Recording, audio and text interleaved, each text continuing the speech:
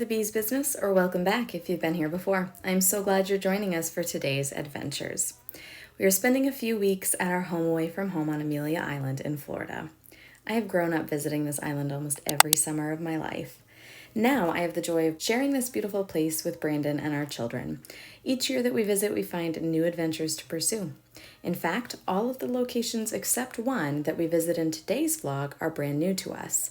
For the first time ever, we are headed to Amelia Island Lighthouse, Big Talbot Island State Park, and Amelia Island State Park. We are also visiting Main Beach on Amelia Island, which is a crowd favorite and a place that we always visit on our trips to the island. Over the last few months, I've developed a bit of a love affair with lighthouses, and as a result, the very first place that I researched and added to our itinerary for this trip was Amelia Island Lighthouse.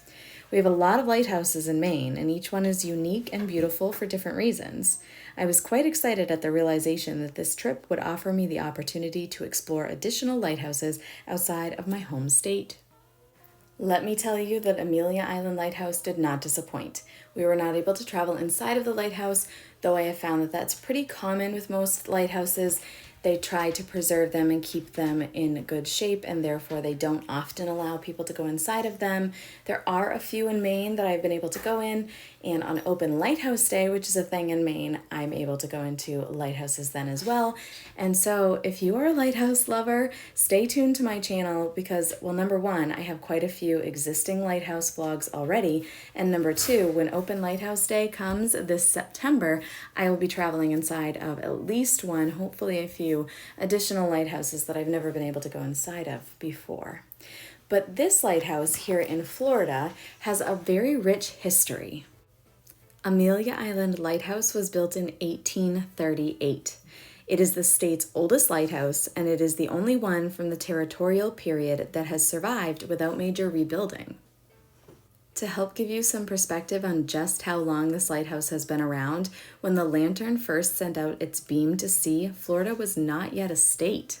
Fast forward several years, almost a few hundred anyway, and the city of Fernandina Beach received possession of the lighthouse from the U.S. Coast Guard in 2001. One of my biggest goals in creating my YouTube channel has been to share the beauty of this world with my viewers. And that has come along with adding a lot of equipment to my collection and doing so at kind of a fast pace because I want it all. I want to share it all with you, and I want to make the memories for myself and capture them and have them forever. So right now, what you are seeing is this beautiful footage from my drone. The views and the footage that I'm able to collect with this piece of equipment astound me every single time I use it. I've started saying to Brandon, anytime we go on an adventure, if I find myself using my camera, my drone, and my GoPro, I know it's been a good day because I've used all of my top pieces of equipment in one adventure.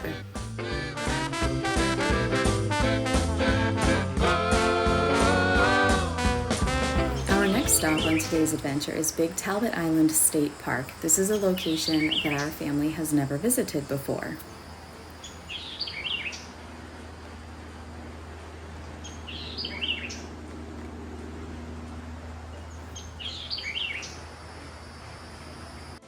We ended up spending a good amount of time at this state park because there are plenty of ways that you can enjoy this space. As you can see here, there are miles of bicycle trails, places where you can do bird watching.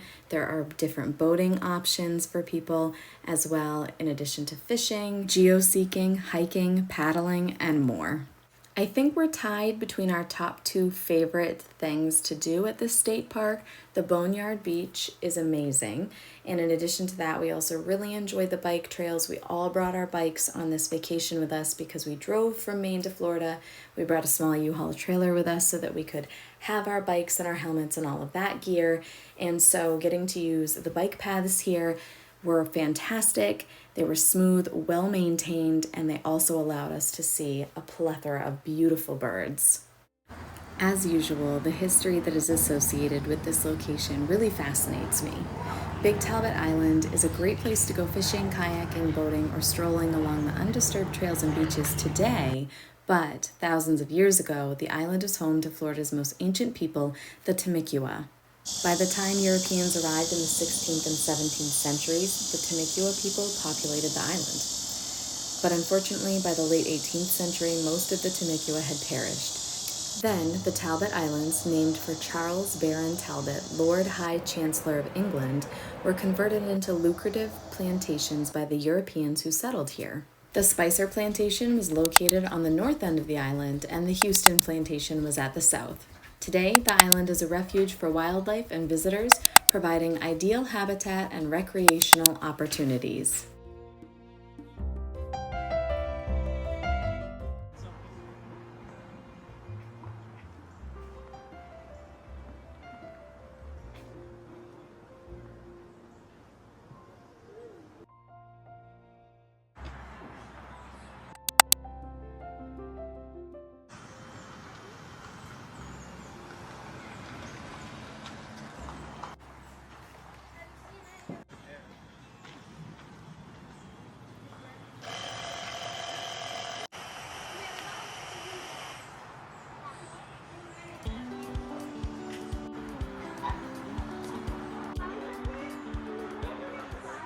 Located within Big Talbot Island State Park is Spoonbill Pond, a wonderful place to observe birds, among other wildlife. Now, you may have noticed that Big Talbot Island State Park is technically located in Jacksonville, Florida, and not on Amelia Island. I want to try to give you some perspective on just how close Big Talbot Island State Park is to Amelia Island. This portion of Big Talbot Island State Park, Spoonbill Pond, is located just across the Nassau Sound from Amelia Island State Park. If you leave Amelia Island's south end along First Coast Highway, cross the Nassau Sound Bridge, you will arrive on the neighboring Big Talbot Island State Park, and Spoonbill Pond is on the northeast end of Big Talbot, immediately to the left once over the bridge. Spoonbill Pond is considered one of the best locations in the region for birding, with over 200 species recorded. But a little warning, don't take the pond's name Spoonbill as meaning these pink wading birds are prevalent here. They can be seen at times, but white wading birds such as wood storks, egrets, and a variety of sandpipers and ducks seem to far outnumber the pink plumes. Every member of our family loves wildlife and has a deep appreciation for observing them in their natural habitats, so you won't be surprised to find that these crabs were simply amazing to all of us. The plethora of these little tiny ones was so crazy. I loved watching them scurry about, and it was really interesting to see the shades that they have. Look at that purple on the top of their shells.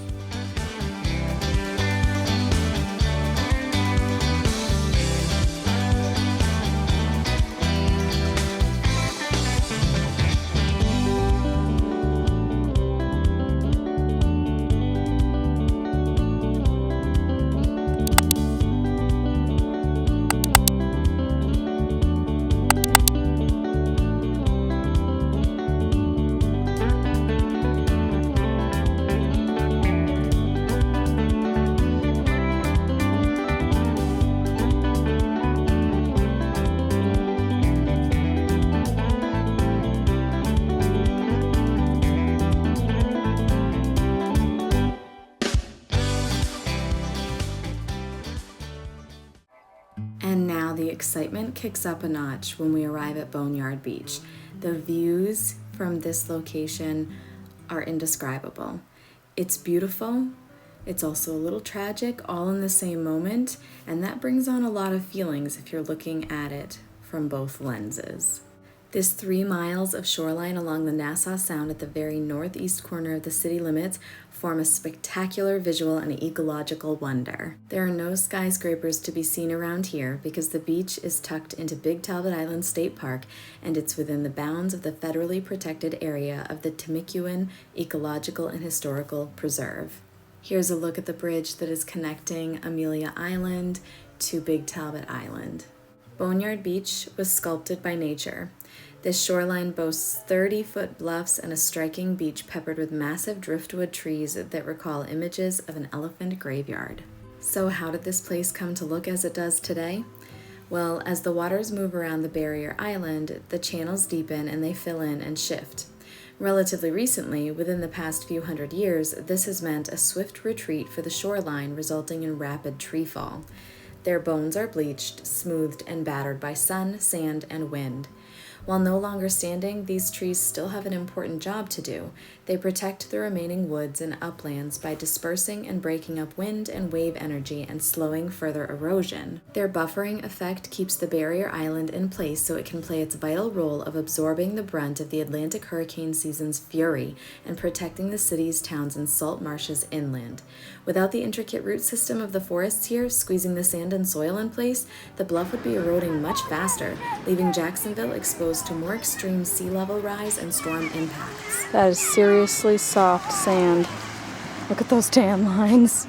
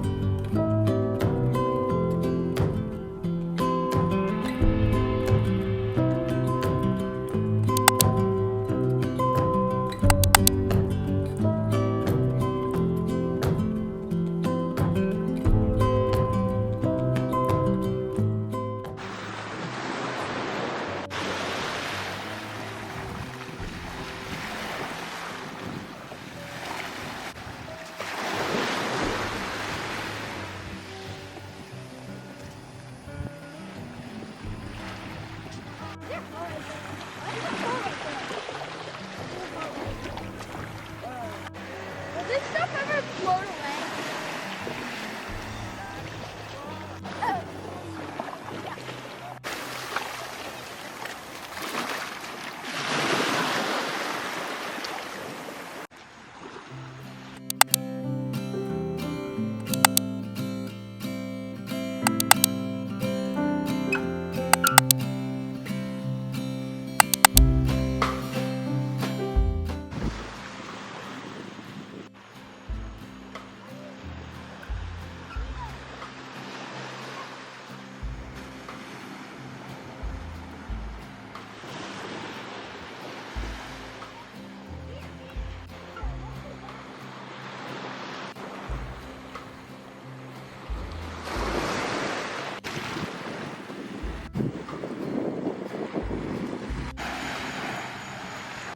And of course, we made a little time for a family fave, doing some biking.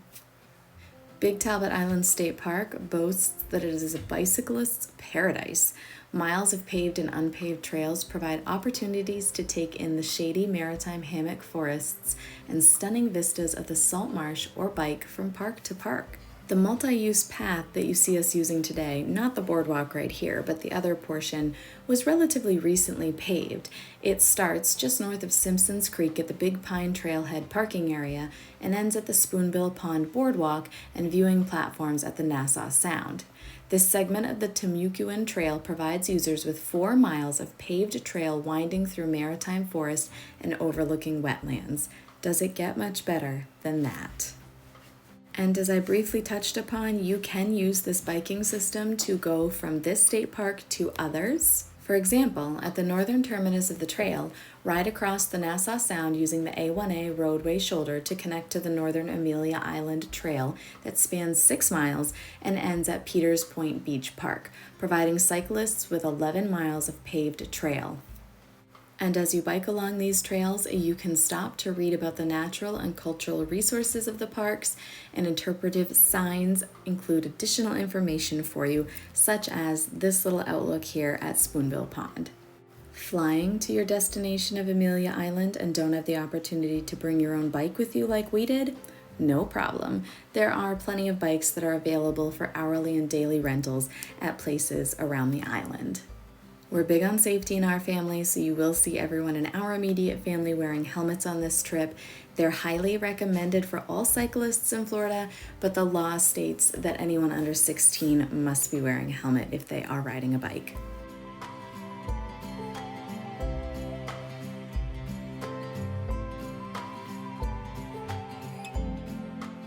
On our biking adventures near Spoonbill Pond, we saw a bottle in the muck. I have a bottle collection, for any of you that don't know, and so my 10-year-old didn't really need all that much encouragement to go down into the muck and retrieve this bottle for me, and I found that it was full of mud, some shells, even a crab. We relocated him. He just needs to find himself a different house, but I now have myself a new bottle. I have since cleaned it up, and I have placed it in my collection with all of my other old bottles, and I just love that this one has a particularly fun story behind it.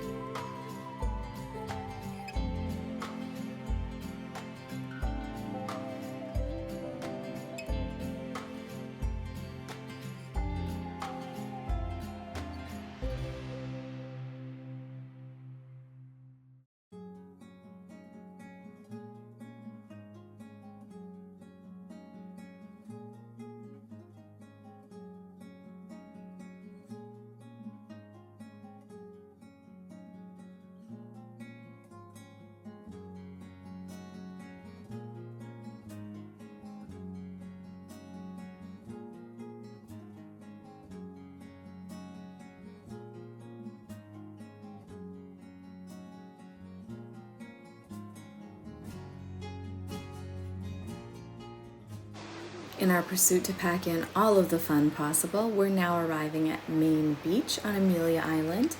And as I previously mentioned, this is a family favorite, so it is a place that we always come to on our trips to Amelia Island. We come here to, of course, enjoy the water and play in the sand and the waves, but also to look for shells and shark's teeth. Amelia Island is surrounded by the Atlantic Ocean, the Intracoastal Waterway, strong currented Nassau Sound, and one of the East's largest and deepest inlets, Cumberland Sound. Edged with natural Appalachian quartz beaches and framed by sand dunes and sea oats, Amelia Island shores have long been a source of beauty. The average temperature of the ocean during the summer is 82 degrees. There are more than 40 public beaches along the 13 miles of Amelia Island coastline. Main Beach is Amelia Island's most well-known beach.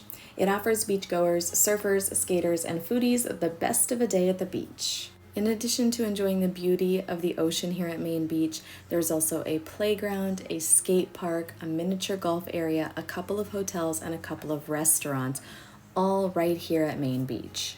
Main Beach has been dubbed the family zone. On this particular trip to Main Beach, we made some extra interesting memories as a family. Brandon lost his Apple Watch in the ocean, and our children now have a very cute way of making fun of him. They are really enjoying a song that's, I don't know if the title is Astronaut in the Ocean, but it says that line in it anyway, and so they sing the song, and then when it gets to that line, instead of saying astronaut in the ocean, they say Apple Watch in the ocean. Olive branch. Beautiful. I'll hold on to it for you, okay? Of course, this is not a lovely item to lose in the ocean, so I will remind you that the ocean is a powerful beast at times, and on this particular day, the current or the waves were very intense, and that is probably why he lost his watch. It may not have happened on a different day, but it was gone, and it was gone for good. The positive side to this is that it was an older version, so we did replace it already, and we were able to upgrade him, which just kind of worked out, I guess.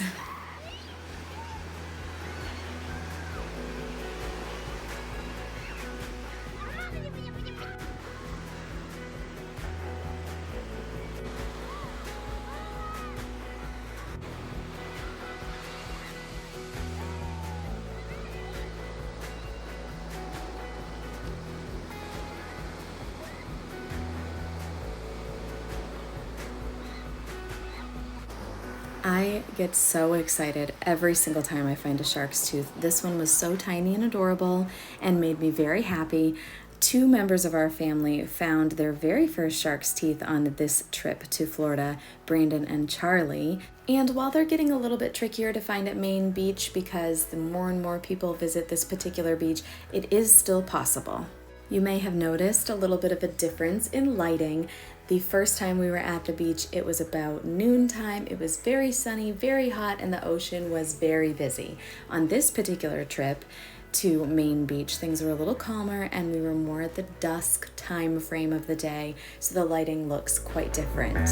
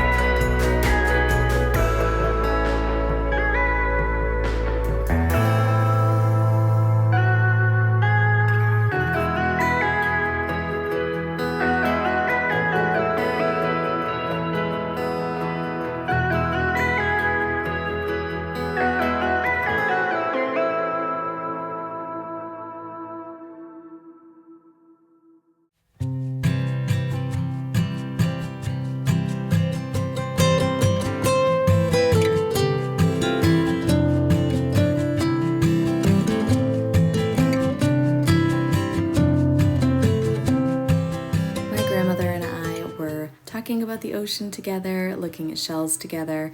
We were collecting gray ones in particular. She had this idea of filling the bottom portion of a lamp with all sorts of gray shells, and so we were just collecting lots of gray ones. She would point out the one that she wanted me to pick up and I would pick it up for her, and it was just a beautiful time to spend with her. She is a very important person in my life, and getting to have these moments with her are so precious.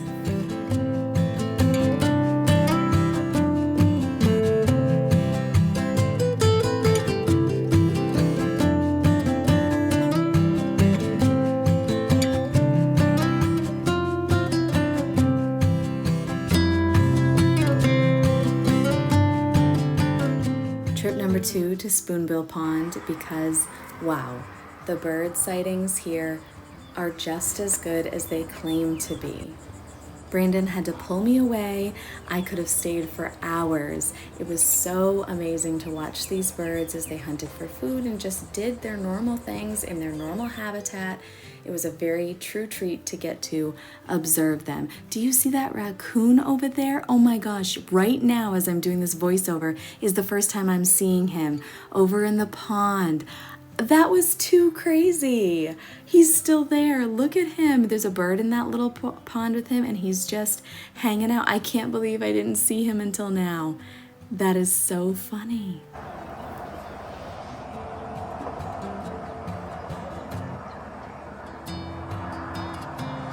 And now these little marks make perfect sense. They are indeed raccoons, which was my thought, but I didn't previously know for sure. Now I feel confident in saying that those marks were from raccoons.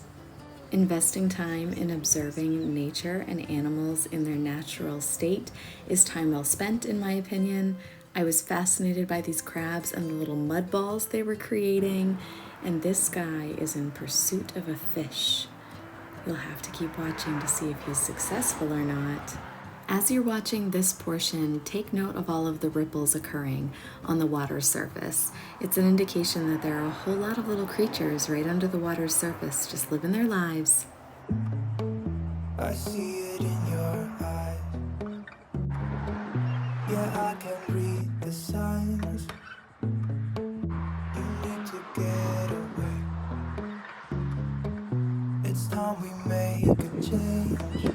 Wow. Guy looking at the bottom of his mouth in the water while he's flying.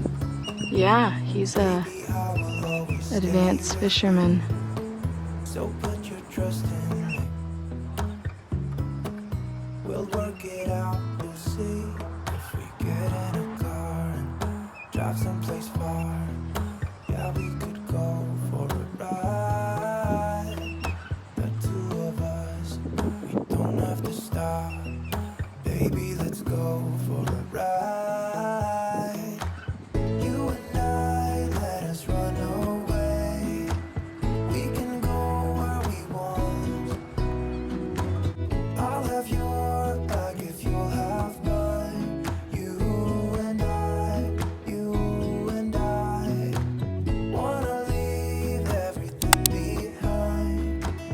If you wanted to, promise you we will be alright. If it's you and I want you to myself. We can stay in hotels, Wow. just living on Look at that guy.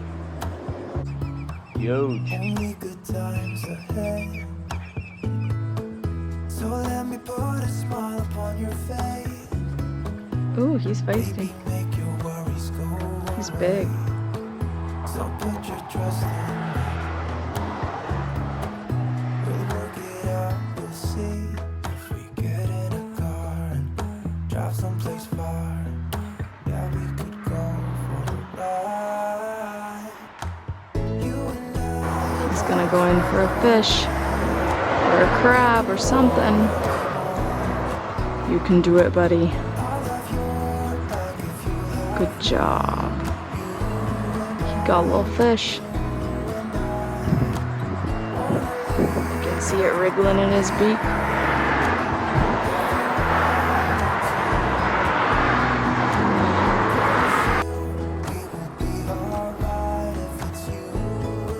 Uh-oh.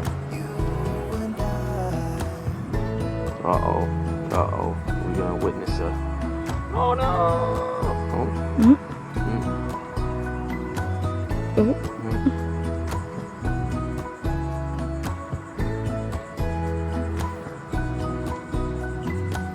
You and I, let us run away. We can go where we want. Ooh, those two just got mad at each other over there. I'll have your back if A new one came and landed, and another one immediately opened his beak at him. you and I. Just minutes from Big Talbot Island State Park is Amelia Island State Park, and this was another first for our family. I loved seeing the efforts to protect nature. There are seasonal closures at Amelia Island State Park due to shorebird nesting. These are located at the southern point of the island. That portion is closed to all vehicles. Pedestrians and anglers are allowed to pass through this point, but only along the water line. Bicyclists must dismount and walk their bicycles at the water line. Beach umbrellas, canopies, chairs, and coolers are not permitted in this area. Charlie found a shark's tooth.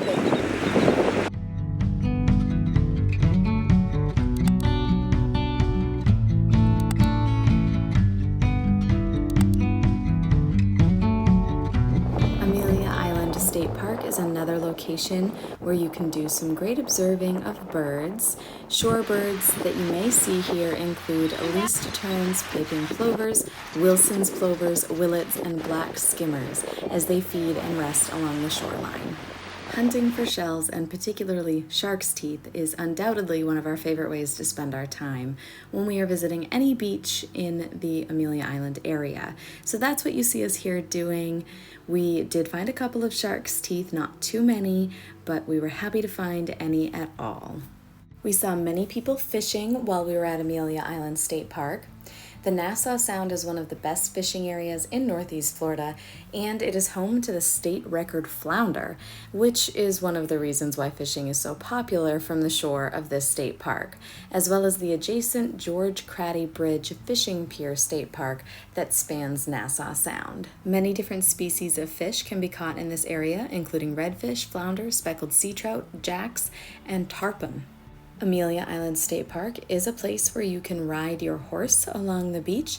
You need to contact the ranger station and work out the details of that first. And some of the other activities that you can do at this state park include paddling, picnicking, shelling, wildlife viewing, and more.